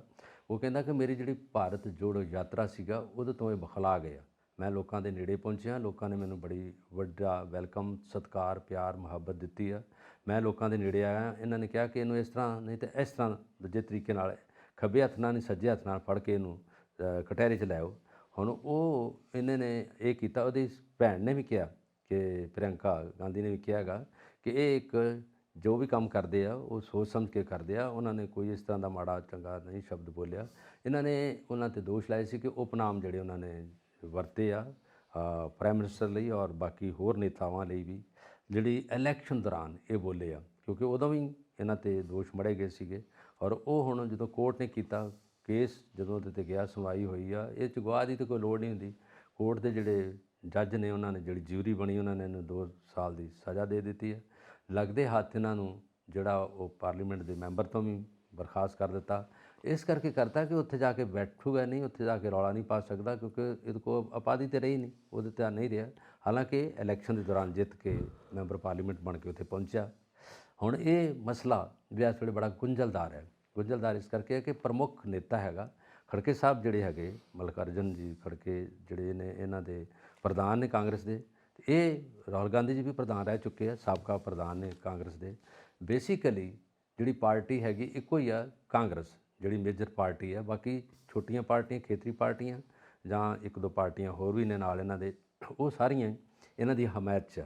ਇਹਨਾਂ ਨੇ ਅਸਲ 'ਚ ਆਪਣਾ ਇੱਕ ਗੱਠਜੋੜ ਬਣਾਉਣ ਦਾ ਵੀ ਇਹ ਬਣਾਇਆ ਸੀਗਾ ਮਤਾ। ਉਹਦੇ 'ਚ ਨਿਤਿਸ਼ ਕੁਮਾਰ ਜੀ ਸੀਗੇ ਔਰ ਨਿਤਿਸ਼ ਕੁਮਾਰ ਅਤੇ ਮਮਤਾ ਬੈਨਰਜੀ ਵੀ ਸੀਗੇ। ਉਹਨਾਂ ਨੂੰ ਵੀ ਕਿਹਾ ਸੀਗਾ ਕਿ ਤ੍ਰਿਣਮੂਲ ਕਾਂਗਰਸ ਦੇ ਜਿਹੜੇ ਨੇਤਾ ਨੇ, ਔਰ ਉਹਨਾਂ ਨੂੰ ਕਿਹਾ ਸੀਗਾ ਕਿ ਤੁਸੀਂ ਇਕੱਠੇ ਹੋ ਕੇ ਆਪਾਂ ਹੁਣ ਅੱਗੇ ਲਈ ਇਲੈਕਸ਼ਨ ਆ ਰਹੀ ਹੈ, ਇਲੈਕਸ਼ਨ ਦੇ ਵਿੱਚ ਅਸੀਂ ਇਹ ਸੋਚ ਸਮਝ ਕੇ ਚੱਲੀਏ ਕਿ ਨੈਕਸਟ ਤੌਰ 'ਤੇ ਅਸੀਂ ਕਿਹਨੂੰ ਪ੍ਰਧਾਨ ਮੰਤਰੀ ਬਣਾਵਾਂਗੇ ਦੇਸ਼ ਦਾ। ਫਿਰ ਗੁਣਾ ਪਿਆ ਸੀਗਾ ਇਹਨਾਂ 'ਤੇ, ਨਿਤਿਸ਼ ਕੁਮਾਰ ਜੀ 'ਤੇ। ਨਿਤਿਸ਼ ਕੁਮਾਰ ਜੀ ਨੇ ਕਿਹਾ ਨਹੀਂ, ਮੈਂ ਇਸ ਤਰ੍ਹਾਂ ਦੀ ਗੱਲ ਨਹੀਂ ਕਰੂੰਗਾ, ਮੈਂ ਇਲੈਕਸ਼ਨ ਦੇ ਵਿੱਚ ਤੁਹਾਡੀ ਇਮਦਾਦ ਕਰੂੰਗਾ। ਬਾਕਾਇਦਾ ਤੌਰ 'ਤੇ ਬਿਹਾਰ ਦੇ ਵਿੱਚ ਮੇਰੀ ਸਰਕਾਰ ਹੈਗੀ ਆ ਔਰ ਉਹਦੇ 'ਚ ਮੈਂ ਤੁਹਾਡੀ ਬਿਹਾਰ ਤੋਂ ਵੀ ਕਰੂੰਗਾ, ਯੂਪੀ ਤੋਂ ਵੀ ਕਰੂੰਗਾ, ਬਾਕੀ ਜਿਹੜੇ ਸੂਬੇ ਉਹਨਾਂ 'ਚ ਵੀ ਹੈਲਪ ਕਰੂੰਗਾ, ਪਰ ਅਜੇ ਤੱਕ ਮੈਂ ਇਹ ਨੋਮੀਨੇਸ਼ਨ ਨਹੀਂ ਲਊਂਗਾ ਕਿ ਮੈਂ ਦੇਸ਼ ਦਾ ਪ੍ਰਧਾਨ ਮੰਤਰੀ ਬਣਾ। ਔਰ ਬੜੇ ਸੁਲਝੇ ਆਦਮੀ ਨੇ ਉਹ, ਸੁਲਝੇ ਨੇਤਾ ਨੇ, ਔਰ ਉਹਨਾਂ ਦਾ ਵੀ ਇਹ ਸੀਗਾ ਵੀ ਨਹੀਂ ਕਰੂੰਗਾ। ਫਿਰ ਇਹਨਾਂ ਨੇ ਕਿਹਾ ਸੀ ਰਾਹੁਲ ਗਾਂਧੀ ਨੂੰ ਬਣਾਵਾਂਗੇ, ਪਰ ਰਾਹੁਲ ਗਾਂਧੀ ਨੇ ਵੀ ਅਜੇ ਨਹੀਂ ਕਿਹਾ, ਕਿਉਂਕਿ ਰਾਹੁਲ ਗਾਂਧੀ ਨੇ ਜਦੋਂ ਮਨਮੋਹਨ ਸਿੰਘ ਜੀ ਬਣੇ ਆ 2 ਟਰਮਸ ਦੇ ਵਿੱਚ, ਉਦੋਂ ਇਹਨਾਂ ਨਹੀਂ ਆਪਣੇ ਆਪ ਨੂੰ ਅੱਗੇ ਲਿਆਂਦਾ। ਔਰ ਕਾਂਗਰਸ ਦੇ ਤਾਂ ਨੇਤਾ ਰਹਿਣਗੇ, ਪਰ ਇਹ ਦੇਸ਼ ਦੇ ਨੇਤਾ ਇਸ ਕਰਕੇ ਪ੍ਰਧਾਨ ਮੰਤਰੀ ਨਹੀਂ ਬਣੇ ਕਿ ਉਹਨਾਂ ਨੂੰ ਪਤਾ ਹੈ ਕਿ ਬੜੇ ਲਿਆਕਤ ਵਾਲੇ, ਬੜੇ ਇੰਟੈਲੀਜੈਂਟ, ਸੁਲਝੇ ਹੋਏ ਬੰਦੇ ਮਨਮੋਹਨ ਸਿੰਘ ਜੀ, ਉਹਨਾਂ ਨੂੰ 2 ਵਾਰ ਇਹਨਾਂ ਨੇ ਮੌਕਾ ਦਿੱਤਾ ਔਰ ਉਹਨਾਂ ਨੇ ਦੇਸ਼ ਦੀ ਗਰੋਥ ਜਿਹੜੀ ਆ ਉਹ ਬੜੀ ਤਰੀਕੇ ਨਾਲ ਮੇਨਟੇਨ ਕੀਤੀ ਹੈ। ਮਨਟੇਜ ਸਿੰਘ ਆਹਲੂਵਾਲੀਆ ਜੀ ਉਹਨਾਂ ਦੇ ਨਾਲ ਸੀ, ਇਹਨਾਂ ਦਾ ਬੜਾ ਵੱਡਾ ਇੱਕ ਗਰੁੱਪ ਸੀਗਾ ਔਰ ਦੇਸ਼ ਦੀ ਹਰ ਚੀਜ਼ ਜਿਹੜੀ ਹੈ ਇਹ ਨਬਜ਼ ਨੂੰ ਟਟੋਲ ਲੈਂਦੇ ਸੀ ਕਿ ਦੇਸ਼ ਕਿੱਧਰ ਨੂੰ ਗਿਰਾਵਟ ਵੱਲ ਆ ਰਿਹਾ, ਇਹਨੂੰ ਕਿੱਦਾਂ ਅਪ ਕਰਨਾ, ਕਿਉਂਕਿ ਇਕਨੋਮਿਕਸ ਦੇ ਸ਼ਾਸਤਰੀ ਨੇ ਦੋਨੇ। ਔਰ ਜਿਸ ਤਰ੍ਹਾਂ ਹੁਣ ਆਹ ਮਸਲਾ ਆਪਾਂ ਡਿਸਕਸ ਕਰ ਰਹੇ ਹਾਂ ਕਿ ਇਹਨਾਂ ਨੂੰ ਉੱਤੋਂ ਬਰਖਾਸਤ ਕਰਕੇ ਸਾਈਡ 'ਤੇ ਬਿਠਾ ਦਿੱਤਾ, ਪਰ ਉਹ ਇਹਦੇ ਨਾਲ ਮੇਰਾ ਖਿਆਲ ਹੈ ਕਾਂਗਰਸ ਦੇ ਵਿੱਚ ਹੁਣ ਇਹ ਜਿਹੜੀ ਚੜ੍ਹੋਖਤੀ ਹੋਰ ਹੋ ਜਾਣੀ ਆ। ਕਾਂਗਰਸ ਨੇ ਇਸ ਮੁੱਦੇ ਨੂੰ ਲੈ ਕੇ ਪੂਰੇ ਦੇਸ਼ ਦੇ ਵਿੱਚ ਪੂਰਾ ਉਸੇ ਤਰ੍ਹਾਂ ਲੋਕਾਂ ਦੀ ਆਵਾਜ਼ ਬਣਨਗੇ ਔਰ ਇਹ 2 ਪਾਰਟੀਆਂ ਦਾ ਆਪਸੀ ਗੁੱਥਮ-ਗੁੱਥਾ ਹੁੰਦਾ ਰਹਿੰਦਾ। ਪਰ ਹੁਣ ਇਸ ਤੋਂ ਬਾਅਦ ਦੇਖੋ ਇਲੈਕਸ਼ਨ ਆਉਣ ਵਾਲੀ ਹੈ, ਇਲੈਕਸ਼ਨ ਸਿਰ 'ਤੇ ਹੈ ਔਰ ਇਹਨਾਂ ਵੀ ਜਿਹੜਾ ਡਿਸੀਜਨ ਲਿਆ ਇਲੈਕਸ਼ਨ ਦੇ ਬਿਲਕੁਲ, ਜਦੋਂ ਇਲੈਕਸ਼ਨ ਤੁਹਾਡੇ ਦਲੀਜ਼ਾਂ 'ਤੇ ਆ ਅਤੇ ਉਸ ਕਮਿੰਗ ਇਲੈਕਸ਼ਨ ਦੇ ਵਿੱਚ ਇਹਨਾਂ ਨੇ ਡਿਸੀਜਨ ਲੈ ਕੇ ਉਹਨਾਂ ਨੂੰ ਪਾਸੇ ਕਰ ਦਿੱਤਾ। ਔਰ ਵੇਖੋ ਹੁਣ ਹੁੰਦਾ ਕੀ ਆ। ਵੈਸੇ ਕਾਂਗਰਸ 'ਚ ਵੀ ਜਿਹੜਾ ਇਸ ਵੇਲੇ ਕੋਈ ਖਾਸ ਵੱਡਾ ਨੇਤਾ ਨਹੀਂ ਨਜ਼ਰ ਆ ਰਿਹਾ, ਜਿਸ ਪਾਸੇ ਵੀ ਅਸੀਂ ਛਾਤੀ ਮਾਰ ਲਈਏ। ਤੁਸੀਂ ਖੇਤਰੀ ਜਿੱਥੇ ਹੈਗੀਆਂ, ਜੇ ਪੰਜਾਬ ਦੀ ਗੱਲ ਕਰ ਲਓ ਤਾਂ ਪੰਜਾਬ 'ਚ ਵੀ ਇਹੀ ਕੁਛ ਰਿਹਾ। ਇਹ ਭੁੜਕ ਡੰਡਿਓਂ ਪਾਰ ਹੋ ਕੇ ਬੀਜੇਪੀ 'ਚ ਬਹੁਤ ਨੇਤਾ ਜਾ ਰਲੇ। ਉਸ ਤੋਂ ਬਾਅਦ ਫਿਰ ਕਾਂਗਰਸ ਦੇ ਵਿੱਚ ਜਿਹੜੇ ਨਵੇਂ ਪ੍ਰਧਾਨ ਤੇ ਬਣਾ ਦਿੱਤੇ ਇਹਨਾਂ ਨੇ, ਵੜਿੰਗ ਸਾਹਿਬ, ਅਮਰਿੰਦਰ ਵੜਿੰਗ ਜੀ ਬਣਾ ਦਿੱਤੇ ਔਰ ਸਿੱਧੂ ਸਾਹਿਬ ਤਾਂ ਜੇ ਜੇਲ੍ਹ 'ਚ ਹੈਗੇ। ਉਸ ਤੋਂ ਬਾਅਦ ਪ੍ਰਤਾਪ ਸਿੰਘ ਬਾਜਵਾ ਜੀ ਨੇ ਔਰ ਇਸ ਤਰ੍ਹਾਂ ਦੇ ਜਿੰਨੇ ਵੀ ਜਾਖੜ ਸਾਹਿਬ ਔਰ ਸਾਰੇ ਜਿਹੜੇ ਹੈਗੇ ਇਹ ਵੀ ਖਿੰਡਰ ਪੁੰਡਰ ਗਏ। ਇਹਨਾਂ ਵਿੱਚ ਕੋਈ ਵੀ ਯੂਨਾਈਟ ਨਹੀਂ ਰਿਹਾ ਔਰ ਇਹਨਾਂ ਦਾ ਗੱਠਜੋੜ ਪੱਕਾ ਨਹੀਂ ਰਿਹਾ। ਪੰਜਾਬ ਦੀਆਂ ਜਿਹੜੀਆਂ ਕਾਂਗਰਸ ਦੀਆਂ ਜੜ੍ਹਾਂ ਇਹ ਵੀ ਖੋਖਲੀਆਂ ਹੋ ਗਈਆਂ ਔਰ ਇਹਦਾ ਫਾਇਦਾ ਕੌਣ ਚੁੱਕੂਗੀ? ਰੂਲਿੰਗ ਪਾਰਟੀ ਬੀਜੇਪੀ, ਜਿਹੜੀ ਸੈਂਟਰ 'ਚ ਇਸ ਵੇਲੇ ਰਾਜ ਕਰ ਰਹੀ ਹੈ। ਔਰ ਆਉਣ ਵਾਲੀ ਇਲੈਕਸ਼ਨ ਦੇ ਵਿੱਚ ਇਹਦਾ ਜਿਹੜਾ ਬਹੁਤ ਖਮਿਆਜਾ ਭੁਗਤਣਾ ਪਊਗਾ ਪਾਰਟੀਆਂ ਨੂੰ, ਕਿਉਂਕਿ ਇਹਨਾਂ 'ਚ ਇਕੱਠ ਨਹੀਂ ਹੈਗਾ। ਇਸ ਇਕੱਠ ਨੇ ਜਿਹੜੀ ਲੋਕਾਂ ਤੱਕ ਇਮੇਜ ਖਰਾਬ ਕਰ ਦਿੱਤਾ ਇਹਨਾਂ ਦਾ। ਉਹ ਖਰਾਬ ਹੋਣ ਨਾਲ ਵੋਟਿੰਗ ਜਿਹੜੀ ਹੈ ਇਹਨਾਂ ਨੂੰ ਹਾਸਲ ਕਰਨੀ, ਇਕੱਠੀ ਕਰਨੀ ਥੋੜ੍ਹੀ ਜਿਹੀ ਔਖੀ ਹੋ ਜੂਗੀ, ਕਿਉਂਕਿ ਡੈਮੋਕ੍ਰੇਸੀ ਦਾ ਜ਼ਮਾਨਾ ਹੈਗਾ। ਜੇ ਉਹਨਾਂ ਨੂੰ ਹੁਣ ਸਹੂਲਤਾਂ ਦੇਣਾ ਇਹਨਾਂ ਨੇ, ਆਹ ਲਾਸਟ ਈਅਰ ਦੇਖਿਓ ਜਿਹੜੀ ਆ ਇਸ ਵੇਲੇ ਮੌਜੂਦਾ ਸਰਕਾਰ ਸੈਂਟਰ ਦੀ ਕਿੰਨੀਆਂ ਸਹੂਲਤਾਂ ਦੇਊਗੀ, ਔਰ ਇਹਨਾਂ ਨੂੰ ਕਿਉਂ ਭੁੱਲਣਗੇ ਲੋਕ। ਔਰ ਇਹ ਪਤਾ ਨਹੀਂ ਹੈਗਾ ਕਿ ਮੋਦੀ ਸਾਹਿਬ ਫਿਰ ਤੀਜੀ ਵਾਰੀ ਦੇਸ਼ ਦੇ ਪ੍ਰਧਾਨ ਮੰਤਰੀ ਬਣ ਕੇ ਤਖ਼ਤ 'ਤੇ ਬਿਰਾਜਮਾਨ ਹੋ ਜਾਣ। ਇਹ ਕਿਆਸ ਰਾਈਆਂ ਵੀ ਹੈਗੀਆਂ ਲੋਕਾਂ ਵੱਲੋਂ, ਜਿਹੜੇ ਐਗਜ਼ਿਟ ਪੋਲ ਹੁੰਦੇ ਉਹਨਾਂ 'ਚ ਵੀ ਕਿਹਾ ਗਿਆ, ਔਰ ਬੜਾ ਕੁਛ ਇਹ ਲੋਕਾਂ ਦਾ ਇਸ ਵੇਲੇ ਇਹ ਜਿਹੜਾ ਸਾਰਾ ਚਿੱਟਾ ਚਾਨਣ ਹੈਗਾ ਕਿ ਕੀ ਕੁਛ ਹੋਣ ਵਾਲਾ। ਕਿਉਂਕਿ ਅਗਲੇ ਪਾਸੇ ਖੰਨਾ ਜੀ ਕੋਈ ਵੀ ਪਾਰਟੀ ਜਿਹੜੀ ਮੌਜੂਦਾ ਰਾਜਨੀਤਿਕ ਪਾਰਟੀਆਂ ਉਹਨਾਂ 'ਚ ਇੰਨੀ ਜਾਨ ਨਹੀਂ ਹੈਗੀ ਕਿ ਉਹ ਇਹਨਾਂ ਨੂੰ ਰੋਕ ਸਕਣ। ਜੀ ਇਸੇ ਕਰਕੇ, ਕਿਉਂਕਿ ਆਪਣੇ ਮਲਟੀ ਪਾਰਟੀ ਸਿਸਟਮ ਆ ਸਾਰੇ। ਬਾਹਰਲੇ ਦੇਸ਼ਾਂ 'ਚ ਜਿਹੜੀਆਂ ਦੋ ਪਾਰਟੀਆਂ ਹੈਗੀਆਂ, ਇੱਕ ਲੱਥ ਗਈ ਦੂਜੀ ਆ ਗਈ, ਇੱਕ ਹੈਗੇ ਨਹੀਂ ਗੱਡਾ ਗਡਾਰੀ ਕਿੰਨਾ ਕੁ ਭਾਰ, ਇੱਕ ਮੁੱਕੀ ਚੁੱਕ ਲਾ ਦੂਜੀ ਨੂੰ ਤਿਆਰ, ਦੂਜੀ ਤਿਆਰ ਆ ਨਾਲ ਹੀ। ਪਰ ਭਾਰਤ ਦੇ ਵਿੱਚ ਬਹੁਤ ਹੈਗੀਆਂ। ਪਰ ਦੂਜਾ ਹੈਗਾ ਆਪਣੇ ਪਾਰਟੀਆਂ ਬਦਲਣ ਲਈ ਵੀ 2-2 ਮਿੰਟ ਬਾਅਦ ਬਦਲ ਕੇ ਦੂਜੇ ਪਾਸੇ ਆ ਜਾਂਦੇ। ਇਹ ਵੇਖਦੇ ਕੀ ਹੈਗਾ, ਰੂਲਿੰਗ ਪਾਰਟੀ ਕੌਣ ਹੈਗੀ ਆ, ਉਹਦੇ 'ਚ ਜਾ ਵੜੋ, ਗਵਰਨਰ ਬਣ ਜਾਵਾਂਗੇ, ਘੱਟੋ ਘੱਟ ਮੰਤਰੀ ਬਣ ਜਾਵਾਂਗੇ, ਘੱਟੋ ਘੱਟ MP ਤਾਂ ਬਣਾਂਗੇ ਨਾ। ਇਹ ਚੀਜ਼ਾਂ ਜਿਹੜੀਆਂ ਇਹਨਾਂ ਨੂੰ ਲੈ ਕੇ ਚੱਲਦੀਆਂ। ਦੂਜੀ ਗੱਲ ਹੈਗੀ ਹੈ, 2 ਸਟੇਟ ਜਿਹੜੇ ਵੱਡੇ ਹੈਗੇ ਆ ਉਹ ਹੈਗੇ ਆ UP, ਬਿਹਾਰ, ਇਹ ਸਾਰੇ ਜਿਹੜੇ ਕਰਨਾਟਕਾ, ਦੂਸਰੇ ਜਿਹੜੇ ਸਟੇਟ ਆ। ਪੰਜਾਬ ਦੀਆਂ ਤਾਂ ਸਾਰੀਆਂ 13 ਪੋਸਟਾਂ ਹੈਗੀਆਂ ਅਤੇ 117 ਇਹਨਾਂ ਦੀਆਂ ਵਿਧਾਨ ਸਭਾ ਦੀਆਂ ਹੈਗੀਆਂ। ਉਹ ਇਹਦੇ ਨਾਲ ਬਹੁਤਾ ਕੁਛ ਨਹੀਂ ਹੁੰਦਾ ਕਿ 13 ਜਿੱਥੇ 520 ਦੇ ਕਰੀਬ ਲੋਕ ਸਭਾ ਦੀਆਂ ਸੀਟਾਂ ਹੈਗੀਆਂ, ਔਰ ਇਕੱਲਾ ਹੀ UP ਜਿਹੜਾ ਹੈਗਾ ਉੱਤਰ ਪ੍ਰਦੇਸ਼, ਉਹਦੀਆਂ ਬਹੁਤ ਸੀਟਾਂ ਹੈਗੀਆਂ, ਵੱਡਾ ਪ੍ਰਦੇਸ਼ ਹੈਗਾ। ਔਰ ਉਹ ਜਿਹੜਾ ਪੰਜਾਬ ਨੂੰ ਬਹੁਤਾ ਨਹੀਂ ਸਮਝਦੇ ਵੀ 13 ਸੀਟਾਂ ਇਹਦੇ ਵਿੱਚ ਅਸੀਂ ਕਰ ਲੈਣਾ, ਖਰੀਦੋ ਫਰੋਖਤ ਹੋ ਜਾਣੀ, ਬੜਾ ਕੁਛ ਹੋ ਜਾਣਾ। 13 ਵਿੱਚੋਂ 5 ਹੀ ਲੈ ਜਾਵਾਂਗੇ, ਬਾਕੀ ਜਿਹੜੇ ਹੈਗੇ ਉਹ ਆਜ਼ਾਦ ਵੀ ਲੈ ਜਾਂਦੇ ਆ, ਬੜਾ ਕੁਛ ਹੁੰਦਾ, ਪੈਸੇ ਦੇ ਕੇ ਵੀ ਬੜਾ ਕੁਛ ਕਰ ਦਿੰਦੇ ਆ। ਇਹ ਸਾਡੀ ਸਿਆਸਤ ਹੈ, ਇਹ ਸਾਡਾ ਲੋਕਤੰਤਰ ਹੈ, ਇਹ ਸਾਡਾ ਸੰਵਿਧਾਨ ਹੈ। ਸਾਰਾ ਕੁਝ ਸਾਰਾ ਖਿਲਰਿਆ ਭੁੱਲ ਪਿਆ ਇਸ ਵੇਲੇ ਕੰਮ ਸਾਰਾ। ਬਲਕਾਰ ਜੀ, ਸੀਨ ਤਾਂ ਇਹੀ ਬਣਿਆ ਹੋਇਆ ਭਾਰਤ ਦੀ ਰਾਜਨੀਤੀ ਦਾ। ਔਰ ਹੁਣ ਜਿਹੜੀ ਰਾਹੁਲ ਗਾਂਧੀ ਦੀ ਆਪਾਂ ਗੱਲ ਡਿਸਕਸ ਕਰ ਰਹੇ ਹਾਂ, ਉਹਦੇ ਨਾਲ ਜੁੜਦੀ ਗੱਲ ਹੋਰ ਵੀ ਹੈ। ਰਾਜਾ ਵੜਿੰਗ ਜੋ ਸੂਬਾ ਪ੍ਰਧਾਨ ਹੈਗੇ ਨੇ ਪੰਜਾਬ ਦੇ ਕਾਂਗਰਸ ਦੇ, ਉਹਨਾਂ ਨੇ ਕਿਹਾ ਕਿ ਕਾਂਗਰਸ ਦੀ ਆਵਾਜ਼ ਨੂੰ ਦਬਾਉਣ ਦੀ ਕੋਸ਼ਿਸ਼ ਕੀਤੀ ਜਾ ਰਹੀ ਹੈ, ਰਾਹੁਲ ਗਾਂਧੀ ਦੀ ਆਵਾਜ਼ ਨੂੰ ਦਬਾਉਣ ਦੀ ਕੋਸ਼ਿਸ਼ ਕੀਤੀ ਜਾ ਰਹੀ ਹੈ, ਕਿਉਂਕਿ ਉਹ ਭਾਰਤ ਜੋੜੋ ਯਾਤਰਾ ਹੁਣੇ ਕੀਤੀ ਉਹਨਾਂ ਨੇ, ਲੋਕ ਉਹਨਾਂ ਨਾਲ ਜੁੜੇ ਨੇ। ਪਰ ਇਹਨਾਂ ਨੂੰ ਡਰ ਪੈ ਗਿਆ BJP ਨੂੰ ਕਿ ਕਿਤੇ ਆਉਣ ਵਾਲੀਆਂ ਲੋਕ ਸਭਾ ਦੇ ਇਲੈਕਸ਼ਨਸ ਦੇ ਵਿੱਚ ਉਹਦਾ ਕੋਈ ਅਸਰ ਦੇਖਣ ਨੂੰ ਨਾ ਮਿਲ ਜਾਵੇ, ਔਰ ਇਹਨਾਂ ਦੀਆਂ ਵੋਟਿੰਗਸ ਦੇ ਉੱਤੇ ਉਹਦਾ ਕੋਈ ਅਸਰ ਨਾ ਪਵੇ। ਇਸ ਕਰਕੇ ਇਹ ਦਬਾਉਣ ਦੀ ਕੋਸ਼ਿਸ਼ ਕਰ ਰਹੇ ਨੇ ਆਵਾਜ਼ ਨੂੰ। ਹਾਂ, ਜਿਸ ਤਰ੍ਹਾਂ ਤੁਸੀਂ ਅਮਰਿੰਦਰ ਸਿੰਘ ਰਾਜਾ ਵੜਿੰਗ ਦੀ ਗੱਲ ਕੀਤੀ ਹੈ, ਇਹ ਸੂਬਾ ਪ੍ਰਧਾਨ ਨੇ ਕਾਂਗਰਸ ਦੇ। ਅਤੇ ਮੇਰਾ ਖਿਆਲ ਹੈ ਕਿ ਜਦੋਂ ਦਾ ਇਹਨਾਂ ਨੇ ਇਹ ਖਬਰ ਸੁਣੀ ਆ, ਪਹਿਲੀ ਖਬਰ ਤਾਂ 2 ਸਾਲ ਦੀ ਸਜ਼ਾ ਸੀਗੀ, ਦੂਜੀ ਵਾਰ ਫਿਰ ਇਹਨਾਂ ਨੇ ਸੁਣ ਲਈ ਕਿ ਉਹਨਾਂ ਨੂੰ ਮੈਂਬਰ ਪਾਰਲੀਮੈਂਟ ਤੋਂ ਵੀ ਬਰਖਾਸਤ ਕਰਕੇ ਨੁਕਰੇ ਲਾ ਦਿੱਤਾ।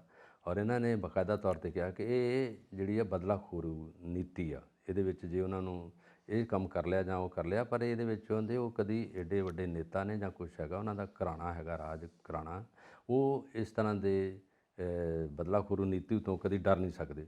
ਔਰ ਉਹਨਾਂ ਨੇ ਇਹ ਕਿਹਾ ਕਿ ਜੇ ਇਸ ਤਰ੍ਹਾਂ ਦਾ ਚੱਲਦਾ ਰਿਹਾ ਸਾਰਾ ਕੁਛ, ਤਾਂ ਅਸੀਂ ਇਹਦੇ ਨਾਲ ਹੋਰ ਤਿੱਖੀ ਆਵਾਜ਼ ਇਕੱਠੇ ਹੋਵਾਂਗੇ। ਔਰ ਉਹਨਾਂ ਨੇ ਨਾਲ ਜੁੜ ਕੇ ਪ੍ਰਤਾਪ ਸਿੰਘ ਬਾਜਵਾ ਜੀ ਦਾ ਵੀ ਬਿਆਨ ਸੀਗਾ। ਇਹਨਾਂ ਨੇ ਜਦੋਂ ਆਪਣੀ ਮੀਟਿੰਗ ਕੀਤੀ ਆ, ਅਤੇ ਇਹਨਾਂ ਨੇ ਕਿਹਾ ਕਿ ਆਉਣ ਵਾਲਾ ਸਮਾਂ ਜਿਹੜਾ ਹੈਗਾ, ਹੁਣ ਸਾਨੂੰ ਦਿੱਲੀ ਵੀ ਜਾਣਾ ਪਊਗਾ, ਦਿੱਲੀ ਅਸੀਂ ਜਾ ਕੇ ਉਹਨਾਂ ਨਾਲ ਮਿਲਾਂਗੇ, ਹਾਈ ਕਮਾਂਡ ਨਾਲ। ਹਾਈ ਕਮਾਂਡ ਇਹਨਾਂ ਦੀ ਹੈ ਕਿ ਕਿਉਂਕਿ ਉਹਨਾਂ ਦਾ ਸਾਰੇ ਪਾਸੇ ਚੱਲਣਾ, ਖੜਗੇ ਸਾਹਿਬ ਵੀ ਉਹਨਾਂ ਦੇ ਨਾਲ ਨੇ। ਪਰ ਪੰਜਾਬ ਦੇ ਵਿੱਚ ਜਦੋਂ ਦਾ ਖਦੇੜਾ ਪੈ ਗਿਆ ਸੀਗਾ, ਇਹਨਾਂ ਨੇ ਵੜਿੰਗ ਸਾਹਿਬ ਜਦੋਂ ਦਾ ਆਏ ਆ, ਫਿਰ ਘੱਟੋ ਘੱਟ ਯੂਨਾਈਟ ਹੋਏ ਆ। ਔਰ ਇਹਨਾਂ ਦੇ ਜੋ ਵੀ ਇਹਨਾਂ ਨੇ ਹੁਣ ਕੰਮ ਕੀਤੇ ਆ, ਉਹ ਬੜੇ ਭਰੋਸੇਯੋਗ ਤਰੀਕਿਆਂ ਦੇ ਹੋਏ ਸਾਰੇ। ਪਰ ਜਿਹੜਾ ਖਬਰ ਇਹਨਾਂ ਨੇ ਕੀਤੀ ਆ, ਇਸ ਵੇਲੇ ਇਹਦੀ ਇੰਕਸ਼ਾਫ ਕੀਤਾ, ਉਹ ਇਹਨਾਂ ਨੇ ਕਿਹਾ ਕਿ ਰਾਹੁਲ ਗਾਂਧੀ ਨੂੰ ਇਸ ਪਾਸੇ ਕਰਨ ਨਾਲ ਜਿਹੜੇ ਲੋਕਾਂ ਨੇ, ਖਾਸ ਤੌਰ 'ਤੇ ਜਿਹੜੇ ਸੁਲਝੇ ਲੋਕ, ਆਲੋਚਨਾ ਕੀਤੀ ਉਹਨਾਂ ਨੇ ਕਿ ਇਸ ਤਰ੍ਹਾਂ ਦਾ ਬਦਲਾਖੋਰੂ ਨੀਤੀ ਨਹੀਂ ਕਰਨੀ ਚਾਹੀਦੀ। ਜੇ ਇਲੈਕਸ਼ਨ ਹੋਈ ਨੂੰ ਕਦੋਂ ਦੀ ਦੇਰ ਹੋਈ ਹੈ, ਅਤੇ ਕੇਸ ਆਂਦੇ ਹੁਣ ਕੀਤਾ ਜਦੋਂ ਇਲੈਕਸ਼ਨ ਦੂਜੀ ਆ ਰਹੀ ਹੈ। ਜਦੋਂ ਪਹਿਲੋਂ ਪ੍ਰਧਾਨ ਮੰਤਰੀ ਬਣੇ ਮੋਦੀ ਸਾਹਿਬ, ਜਦੋਂ ਇਹਨਾਂ ਨੇ ਬੋਲਿਆ ਇਲੈਕਸ਼ਨ ਦੇ ਦੌਰਾਨ ਸਾਰਾ ਕੁਝ, ਕਹਿੰਦੇ ਉਦੋਂ ਤਾਂ ਕੋਈ ਕੰਮ ਹੋਇਆ ਨਹੀਂ, ਉਦੋਂ ਚੁੱਪ ਵੱਟ ਛੱਡੀ ਹੈ। ਅਤੇ ਹੁਣ ਇਸ ਵੇਲੇ ਉਹ ਸਾਰੇ ਦਾ ਸਾਰਾ ਫਿਰ ਰਾਗ ਆਲਾਪ ਦਿੱਤਾ। ਹੁਣ ਫਿਰ ਉਹਨਾਂ 'ਤੇ 2 ਕੇਸ ਕਰਕੇ, ਅਤੇ ਇੱਕ ਪਾਸੇ MP ਜਿਹੜਾ ਬਣੇ ਸੀਗੇ ਉਹ ਉਹਨਾਂ ਦੀ ਬਰਖਾਸਤ ਕਰਤਾ ਪਦਵੀ ਤੋਂ, ਅਤੇ ਦੂਜੇ ਪਾਸੇ ਇਹਨਾਂ 'ਤੇ 2 ਸਾਲ ਦਾ ਕੀਤਾ ਮੁਕੱਦਮਾ ਅਤੇ ਸਜ਼ਾ ਹੋ ਗਈ। ਪਰ ਇਹਨਾਂ ਨੇ ਅੱਗੇ ਕੇਸ ਦਾਇਰ ਕਰ ਦਿੱਤਾ, ਉਹਦੇ 'ਤੇ ਅਗਲੀ ਕੋਰਟ 'ਚ ਚਲੇ ਗਏ। ਔਰ ਉਦੋਂ ਤੋਂ ਬਾਅਦ ਸਾਰਾ ਕੁਝ ਜਿਹੜਾ ਹੈਗਾ, ਹੁਣ ਜੁਡੀਸ਼ਰੀ ਸੋਚੇ ਕਿ ਜੁਡੀਸ਼ਰੀ ਕੀ ਕਰਦੀ ਹੈ, ਨਿਆਂਪਾਲਿਕਾ ਦੇ ਹੱਥ ਵਿੱਚ ਹੈਗਾ ਕਿ ਕੀ ਕਰਨਾ। ਪਰ ਪੰਜਾਬ ਦੀ ਕਾਂਗਰਸ ਜਿਹੜੀ ਇਸ ਵੇਲੇ ਇਸ ਗੱਲ ਤੋਂ ਬਿਲਕੁਲ ਗੁੱਸੇ 'ਚ ਹੈ, ਔਰ ਇਸ ਗੱਲ ਤੋਂ ਨਿਰਾਸ਼ ਹੈ। ਬਿਲਕੁਲ ਬਲਕਾਰ ਜੀ, ਕਾਂਗਰਸ ਨਾਰਾਜ਼ ਵੀ ਹੈ, ਥੋੜ੍ਹੀ ਬਹੁਤ ਨਿਰਾਸ਼ ਵੀ ਲੱਗਦੀ ਹੈ। ਜੀ ਜੀ ਜੀ। ਕਿਉਂਕਿ ਜੁਡੀਸ਼ਰੀ ਦੇ ਵਿੱਚ ਕੀ ਮਾਮਲਾ ਬਣੇਗਾ, ਕੀ ਰਿਜ਼ਲਟ ਆਉਣਗੇ ਕੁਝ ਕਿਹਾ ਨਹੀਂ ਜਾ ਸਕਦਾ, ਕਿਉਂਕਿ ਜੁਡੀਸ਼ਰੀ ਸੁਤੰਤਰ ਹੈ, ਜੋ ਫੈਸਲਾ ਆਏਗਾ ਸਵੀਕਾਰ ਕਰਨਾ ਹੈ। ਜਿੱਥੇ ਤੱਕ ਜਾ ਸਕਦੇ ਨੇ ਜ਼ਰੂਰ ਕੋਸ਼ਿਸ਼ ਕਰਨਗੇ, ਸੁਪਰੀਮ ਕੋਰਟ ਤੱਕ ਹੱਦ ਹੈ, ਹੱਦ ਤੱਕ ਜਾਣਗੇ। ਬਿਲਕੁਲ।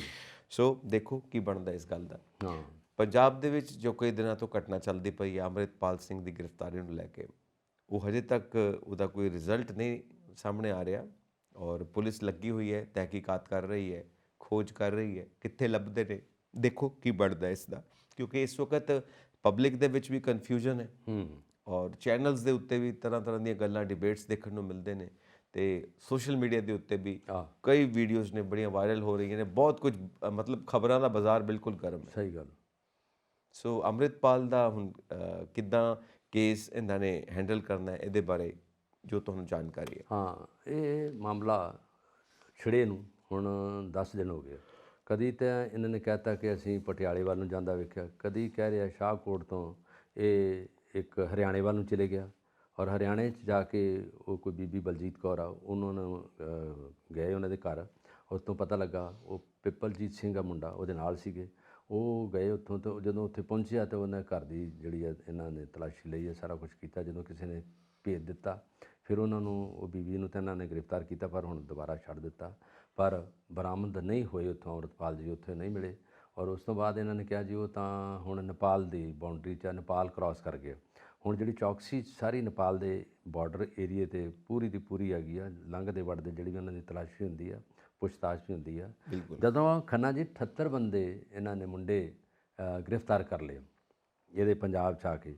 ਇਹਨਾਂ 'ਤੇ ਲਾਇਆ ਸੀ ਜਿਹੜਾ ਵੀ ਸੀਗਾ ਅਜਨਾਲੇ ਦਾ ਕੇਸ ਸੀ, ਜਦੋਂ ਪੁਲਿਸ ਦੇ ਉੱਥੇ ਥਾਣੇ 'ਚ ਜਾ ਕੇ ਇਹਨਾਂ ਨੇ ਉਹ ਮੁੰਡਾ ਇੱਕ ਸੀਗਾ ਤੂਫਾਨ ਸਿੰਘ, ਲਵਪ੍ਰੀਤ ਤੂਫਾਨ, ਉਹਨੂੰ ਛਡਾਇਆ ਗਿਆ। ਉਹਦੇ ਵਿੱਚ ਚੰਗਾ ਡਾਂਗ ਸੋਟ ਆਇਆ, ਬੜਾ ਰੌਲਾ ਪਿਆ, ਪੁਲਿਸ ਨੂੰ ਵੀ ਮਾਰ ਪਈ, ਇਹਨਾਂ ਦੇ ਵੀ ਵੱਜੀਆਂ, ਬੜਾ ਕੁਛ ਹੋਇਆ। ਔਰ ਉਹ ਉਨੀ ਦੇਰ ਤੱਕ ਤਾਂ ਪੁਲਿਸ ਚੁੱਪ ਰਹੀ, ਪੰਜਾਬ ਸਰਕਾਰ ਨੇ ਵੀ ਕੋਈ ਐਲਾਨ ਨਹੀਂ ਕੀਤਾ, ਸੈਂਟਰ ਵੱਲੋਂ ਕੋਈ ਐਲਾਨ ਨਹੀਂ ਹੋਇਆ, ਕਿਸੇ ਵੀ ਏਜੰਸੀ ਨੇ ਕੋਈ ਗ੍ਰਿਫਤਾਰੀ ਦਾ ਇੰਕਸ਼ਾਫ ਨਹੀਂ ਕੀਤਾ। ਪਰ ਉਸ ਤੋਂ ਬਾਅਦ ਕਾਫੀ ਦੇਰ ਬਾਅਦ ਇਹਨਾਂ ਦੇ ਵਾਰੰਟ ਜਾਰੀ ਕਰਕੇ, ਸਾਰਾ ਕੁਝ ਕਰਕੇ, FIR ਲੌਜ ਕਰਕੇ ਇਹਨਾਂ ਦੀ ਤਲਾਸ਼ ਕਰਤੀ। ਇਹ ਨਹੀਂ ਮਿਲੇ, ਫਿਰ ਅੰਮ੍ਰਿਤਪਾਲ ਦਾ ਇਹਨਾਂ ਕਹਿਤਾ ਵੀ ਫਰਾਰ ਹੋ ਗਿਆ, ਉਹ ਅਫੈਂਡਰ ਹੈ, ਉਹ ਭਗੌੜਾ ਹੋ ਗਿਆ, ਨਹੀਂ ਲੱਭ ਰਿਹਾ। ਬਾਕੀ ਮੁੰਡੇ ਫੜ ਲਏ ਗਏ। ਔਰ ਇਹਦੇ ਵਿੱਚ ਇਹਦੇ ਮਦਰ ਦਾ ਵੀ ਇੱਕਦਮ ਵੀਡੀਓ ਸੀਗਾ, ਉਹ ਵੀ ਮਦਰ ਵੀ ਇਹਦੀ ਕਹਿ ਰਹੀ ਸੀ ਕਿ ਉਹਨਾਂ ਨੂੰ ਸ਼ਾਹਕੋਟ ਤੋਂ ਵੀਡੀਓ ਆਉਂਦੀ, ਜਿੰਨੇ ਵੀ ਜਨਤਾ ਵਾਲੇ ਲੋਕ ਵੇਖੋ ਵੀਡੀਓ ਦੇ ਵਿੱਚ ਹੈਗਾ, ਉਹ ਉਹਨਾਂ ਨੂੰ ਇਹਨਾਂ ਨੇ ਕੈਪਚਰ ਕਰ ਲਿਆ, ਗ੍ਰਿਫਤਾਰ ਕਰ ਲਿਆ। ਔਰ ਇਸ ਤਰ੍ਹਾਂ ਦਾ ਜਿੱਦਾਂ ਤੁਸੀਂ ਕਿਹਾ, ਸ਼ੱਕ ਨਾਲ ਹੀ ਚੱਲੀ ਜਾ ਰਿਹਾ ਅਜੇ ਤੱਕ, ਕਿਸੇ ਪਾਸੇ ਕਲੈਰਿਟੀ ਨਹੀਂ, ਕਿਸੇ ਪਾਸੇ ਇਹ ਨਹੀਂ ਹੈਗਾ ਕਿ ਉਹ ਫੜਿਆ ਗਿਆ ਹੋਵੇ, ਦੂਜੇ ਪਾਸੇ ਇਹ ਨਹੀਂ ਗਾ ਕਿ ਭਗੌੜਾ ਹੋ ਗਿਆ ਹੋਵੇ। ਔਰ ਇਹ ਅਜੇ ਤੱਕ ਕਿਸੇ ਪਾਸੇ ਵੀ ਨਹੀਂ ਲੱਗਾ, ਕਿਸੇ ਵੀ ਚੈਨਲ 'ਤੇ ਇਹ ਨਹੀਂ ਦੱਸਿਆ ਗਿਆ ਕਿ ਸੱਚੀ ਗੱਲ ਹੈ ਉਧਰ ਪਹੁੰਚ ਗਈ ਹੈ। ਜਿੱਥੇ ਵੀ ਇਹ ਚੈਨਲਾਂ 'ਤੇ ਵੀ ਭਰਮਾਰ ਹੈ ਇਹਨਾਂ ਖਬਰਾਂ ਦੀ, ਪੁਰਾਣੀ ਵੀਡੀਓ ਦਿਖਾਈ ਜਾ ਰਹੇ ਆ ਜਿੱਥੇ ਜਿੱਥੇ ਹੈਗਾ। ਔਰ ਉਹਦੇ ਵਿੱਚ ਕਦੀ ਤਾਂ ਕਹਿੰਦੇ, ਅੱਜ ਇਹਨਾਂ ਨੇ ਕਿਹਾ ਕਿ ਉਹ ਕੋਈ ਸਕੂਟੀ ਸੀ ਉੱਤੇ ਪਟਿਆਲੇ ਵਾਲੇ ਪਾਸੇ ਦੇਖਿਆ। ਔਰ ਦੇਖੋ ਵੀਡੀਓ ਕਿੱਧਰ ਦੀ ਕਿੱਧਰ ਪਾਈ ਜਾਂਦੀ, ਕਦੀ ਪੈਂਟ ਸ਼ਰਟ ਪਾ ਕੇ ਚਲੇ ਗਿਆ, ਕਦੀ ਕਿਸੇ ਪਾਸੇ ਹੋ ਗਿਆ। ਔਰ ਉਹਨਾਂ ਦਾ ਪਿੰਡ ਇਹ ਬਿਲੋਂਗ ਕਰਦੇ ਆ ਰਈਆ ਦੇ ਨਾਲ, ਨਹਿਰ ਦੇ ਉੱਤੇ ਹੀ ਆ, ਜੱਲੂ ਖੈੜਾ ਪਿੰਡ, ਉਸ ਪਿੰਡ ਦੇ ਆ ਵਸਨੀਕ ਆ। ਇਹਨਾਂ ਦੇ ਪਿੰਡ ਨੂੰ ਸੀਲ ਕਰ ਦਿੱਤਾ ਸੀ ਉਹਨਾਂ ਨੂੰ। ਲੋਕਾਂ ਦੀ ਨਾਰਮਲ ਜ਼ਿੰਦਗੀ ਜਿਹੜੀ ਉਹ ਵੀ ਵਿਚਾਰਿਆਂ ਦੀ ਨੁਕਸਾਨ 'ਚ ਪਾਤੀ। ਜਿਹੜੇ ਕਿ ਲੋਕ ਇਸ ਵੇਲੇ ਕਣਕਾਂ ਦੀਆਂ ਸਾਰਾ ਹੈਗੀਆਂ ਦੇਖਭਾਲ ਕਰਨ ਦੀ, ਲੋਕਾਂ ਨੇ ਡੰਗਰ ਵੱਛੇ ਨੂੰ ਪੱਠੇ ਪਾਉਣੇ, ਸਾਰਾ ਕੁਝ ਉਹਨਾਂ ਦੇ ਕਰਫਿਊ ਵਾਂਗੂ ਲਾਤਾ ਤੇ। ਔਰ ਉਹ ਸਾਰਾ ਕੁਝ ਜਿਹੜਾ ਨੁਕਸਾਨ ਸੀ ਜਨਤਾ ਨੂੰ ਹੁੰਦਾ। ਟ੍ਰੈਫਿਕ ਜਿਹੜੀ ਆ ਉਹ ਵੀ ਹਲਚਲ 'ਚ ਪੈ ਗਈ, ਨਾਕੇ ਲੱਗ ਗਏ। ਨਾਕਿਆਂ ਤੋਂ ਬਾਅਦ ਜਿਹੜੇ ਵਿਚਾਰੇ ਆਵਾਜਾਈ ਸੀ, ਲੋਕ ਜ਼ਰੂਰੀ ਕੰਮਾਂ ਲਈ ਜਾ ਰਹੇ ਸੀ, ਦਫ਼ਤਰਾਂ ਨੂੰ, ਘਰਾਂ ਨੂੰ, ਮਾਰਕੀਟ ਨੂੰ, ਉਹ ਵੀ ਵਿਚਾਰੇ ਰੁਕ ਗਏ। ਜਿਨ੍ਹਾਂ ਦੇ ਵਿਆਹ ਸ਼ਾਦੀਆਂ, ਕਈਆਂ ਦੇ ਵਿਚਾਰਿਆਂ ਦੇ ਦੁੱਖ ਆ, ਕਈ ਵਿਚਾਰੇ ਜਿਨ੍ਹਾਂ ਦੀ ਡੈਥ ਕਈਆਂ ਦੀ ਹੋ ਗਈ, ਉਹਨਾਂ ਦੇ ਅਫਸੋਸ ਲਈ ਜਾ ਰਹੇ ਆ। ਉਹ ਲੋਕ ਵਿਚਾਰੇ ਨਾਰਮਲ ਲਾਈਫ ਤੋਂ ਸਾਰੇ ਇਸ ਵਾਂਝੇ ਹੋ ਗਏ ਨੇ। ਉਹ ਸਾਰੇ ਜ਼ਿੰਦਗੀ ਜਿਹੜੀ ਲੋਕਾਂ ਨੂੰ ਭੋਗਣੀ ਔਖੀ ਹੋ ਜਾਂਦੀ ਹੈ। ਬਿਲਕੁਲ। ਖਾਸ ਕਰਕੇ ਸਾਰਾ ਕੁਝ ਜਿਹੜਾ ਮਸਲਾ ਵਾ, ਇਹ ਇਹਨਾਂ ਨੇ ਐਸਾ ਗੁੰਝਲਦਾਰ ਬਣਾ ਲਿਆ, ਉਹਦਾ ਕੋਈ ਵੀ ਟਿਕਾਣਾ ਨਹੀਂ, ਇਹਦਾ ਥੌਟ ਟਿਕਾਣਾ ਹੀ ਨਹੀਂ, ਕੁਝ ਪਤਾ ਨਹੀਂ ਲੱਗਦਾ, ਅਜੇ ਤੱਕ ਨਹੀਂ ਪਤਾ ਲੱਗਿਆ। ਔਰ ਇਹ ਇੱਕ ਤਰ੍ਹਾਂ ਦਾ ਦੇਖ ਲਓ ਕਿ ਜਿਹੜਾ ਇੱਕ ਤਰ੍ਹਾਂ ਦਾ ਡਰਾਮਾ ਜਾਂ ਤਮਾਸ਼ਾ ਹੀ ਬਣਾ ਲਿਆ। ਅਜੇ ਤੱਕ ਕਹਿੰਦੇ ਫੜਿਆ ਨਹੀਂ ਗਿਆ, ਲੋਕ ਕਹਿੰਦੇ ਫੜਿਆ ਗਿਆ। ਔਰ ਉਹਦੇ ਵਿੱਚ ਜੇ ਤੁਸੀਂ 78 ਬੰਦੇ ਫੜ ਲਏ ਆ, ਅਤੇ ਉਹ ਇਕੱਲਾ ਨਹੀਂ ਫੜਿਆ ਗਿਆ, ਕਿੱਧਰ ਦੀ ਨਿਕਲ ਗਿਆ। 80,000 ਦੀ ਨਫਰੀ ਆ ਪੰਜਾਬ ਪੁਲਿਸ ਦੀ, ਔਰ CRP ਨਾਲ ਆ, CRPF ਵੀ ਨਾਲ ਹੈਗੀ ਆ, ਉਹ BSF ਵੀ 50 ਕਿਲੋਮੀਟਰ ਦੇ ਅੰਦਰ ਹੈਗੀ ਆ। ਜੇ ਪਾਕਿਸਤਾਨ ਨੂੰ ਨਿਕਲੂਗਾ ਤਾਂ BSF ਨਹੀਂ ਅੰਦਰ ਹੈ, ਉੱਧਰ ਪਾਸੇ ਹੈਗੀ। ਔਰ ਰਾਜਸਥਾਨ ਵਾਲਾ ਬਾੜਮੇਰ ਸੈਕਟਰ ਉਧਰ ਵੀ ਪੁਲਿਸ ਤੇ ਆਰਮੀ ਸਾਰੀ ਉਸ ਪਾਸੇ ਇਕੱਠੀ ਹੋਈ ਹੈ। ਨੇਪਾਲ ਦੇ ਬਾਰਡਰ ਤੇ ਵੀ ਸਾਡੀ ਆਰਮੀ BSF ਨਹੀਂ ਸਾਰੀ ਉਹ ਸਰਹੱਦਾਂ ਤੇ ਹੈਗੀ ਆ। ਉਹ ਪਤਾ ਨਹੀਂ ਉੱਡ ਗਿਆ ਜਾਂ ਕਿੱਧਰ ਹੋ ਗਿਆ। ਇਸੇ ਤਰ੍ਹਾਂ ਹੀ ਜਿਹੜਾ ਸਿੱਧੂ ਮੂਸੇਵਾਲੇ ਕਤਲ ਕਾਂਡ ਦੇ ਵਿੱਚ ਵੀ ਇਹੀ ਸੀਗਾ, ਦਿਨ ਦਿਹਾੜੇ 8 ਮੁੰਡੇ ਉਹਨਾਂ ਨੂੰ ਜਵਾਰ ਕੇ ਉਹ ਵੀ ਨਹੀਂ ਪਤਾ ਲੱਗਾ, ਗੋਲੀਆਂ ਮਾਰ ਕੇ ਚਲੇ ਗਿਆ। ਉਦੋਂ ਤੱਕ ਉਹ ਅਜੇ ਤੱਕ ਨਹੀਂ ਫੜਿਆ ਗਿਆ। ਮੁੰਡੇ 2 ਹੋਰ ਮਾਰਤੇ, 2 ਵਿਚਾਰੇ ਮਾਰੇ, 2 ਮੁੰਡੇ ਚਲੋ ਹੋ ਸਕਦਾ ਉਹ ਸ਼ੱਕੀ ਮਾਰੇ ਆ। ਬਿਸ਼ਨੋਈ ਜੀ, ਲਾਰੈਂਸ ਬਿਸ਼ਨੋਈ ਜੀ ਅਜੇ ਜੇਲ੍ਹ 'ਚ ਹੈਗੇ ਆ। ਤਿਹਾੜ ਜੇਲ੍ਹ 'ਚੋਂ ਜਦੋਂ ਉਹਨਾਂ ਨੂੰ ਲਿਆਂਦਾ ਦਿੱਲੀ ਤੋਂ, ਪੂਰੀ ਵੀਡੀਓ ਬਣਾਈ ਹੈ। ਮੇਰਾ ਖਿਆਲ ਹੈ ਇੰਨਾ ਪੈਸਾ, ਇੰਨਾ ਪੈਟਰੋਲ ਕਿੱਥੇ ਫੂਕਿਆ ਜਾ ਰਿਹਾ, ਕਿੰਨਾ ਪੈਸਾ। ਫਿਰ ਪੰਜਾਬ ਗੌਰਮੈਂਟਾਂ ਦੀ ਸਾਡੇ ਕੋਲ ਪੈਸਾ ਹੈ ਨਹੀਂ, ਜਦੋਂ ਪੁਲਿਸ 'ਤੇ ਇੰਨਾ ਪੈਸਾ ਖਰਚਿਆ ਜਾਂਦਾ। ਔਰ ਇਹ ਸਾਰਾ ਪੈਸਾ ਅੰਜਾਈ ਆ, ਸਾਰਾ ਪੈਸਾ ਜਿੰਨਾ ਵੀ ਹੈਗਾ।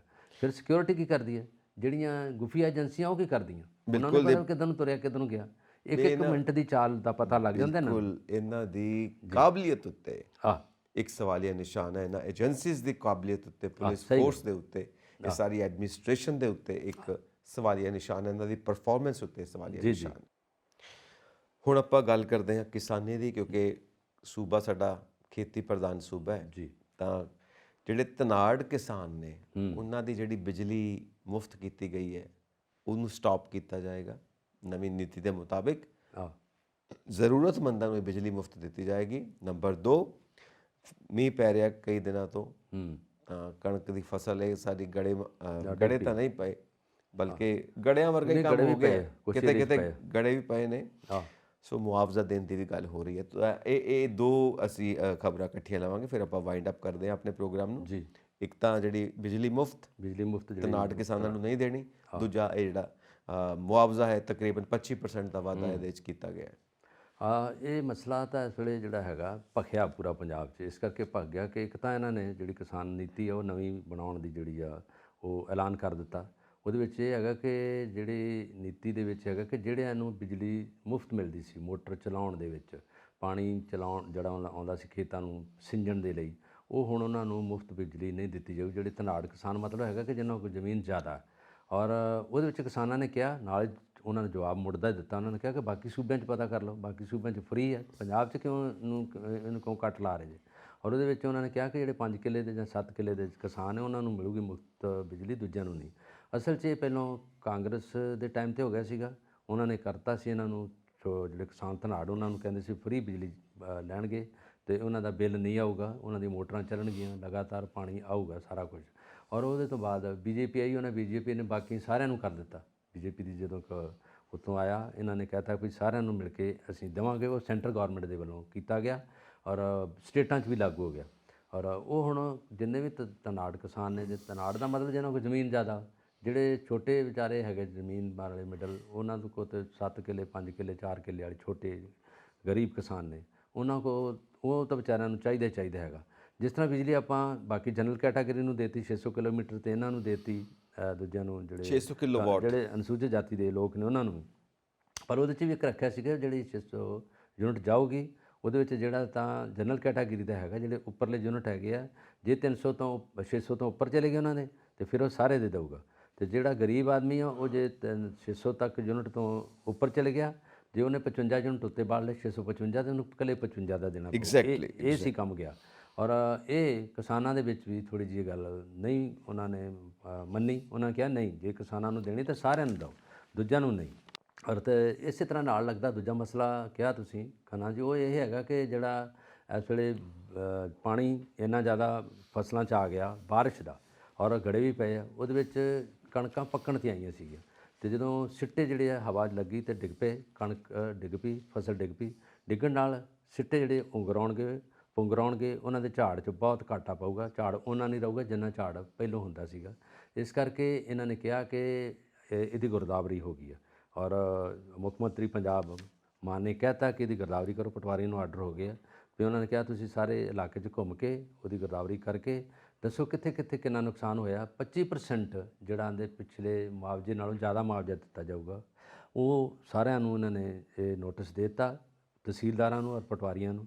ਔਰ ਉਹ ਇਸ ਵੇਲੇ ਜਿਹੜੀ ਕਣਕ ਦੀ ਕਟਾਈ ਆ ਉਹ ਤਾਂ ਹੁਣ ਹੋਏਗੀ ਅਪ੍ਰੈਲ ਦੇ ਵਿੱਚ ਹੀ, ਜਦੋਂ ਵਿਸਾਖੀ ਆਉਂਦੀ ਹੈ। ਪਰ ਅਜੇ ਕਣਕਾਂ ਜਿਹੜੀਆਂ ਹਰੀਆਂ ਵਾ, ਉਦੋਂ ਕਣਕਾਂ ਜਿਹੜੀਆਂ ਵਿਚਾਰੇ ਫਸਲਾਂ ਕਿਸਾਨਾਂ ਦੀਆਂ ਡਿੱਗ ਪਈਆਂ ਕਣਕਾਂ। ਔਰ ਉਹ ਦੂਜੇ ਪਾਸੇ ਅਕਾਲੀ ਦਲ ਦੇ ਨੇਤਾ ਨੇ ਸੁਖਬੀਰ ਬਾਦਲ ਨੇ ਕਿਹਾ ਕਿ ਘੱਟੋ ਘੱਟ 50,000 ਪ੍ਰਤੀ ਏਕੜ ਰੁਪਈਆ ਦੇਣਾ ਚਾਹੀਦਾ ਕਿ ਇੰਨਾ ਨੁਕਸਾਨ ਹੋ ਗਿਆ। ਨੁਕਸਾਨ ਦੀ ਭਰਪਾਈ ਕਰਨ ਲਈ ਜਾਂਦੇ ਸਰਕਾਰ ਨੂੰ ਅੱਗੇ ਆਉਣਾ ਚਾਹੀਦਾ। ਕਿਸਾਨ ਜੇ ਆਪਣਾ ਪੈਸਾ ਧੇਲਾ ਇਕੱਠਾ ਕਰ ਲੈਣਗੇ ਤਾਂ ਆਉਣ ਵਾਲੀਆਂ ਫਸਲਾਂ ਜਿਹੜੀਆਂ ਫਿਰ ਉਹਨਾਂ ਦੀਆਂ ਚੰਗੀਆਂ ਹੋਣਗੀਆਂ।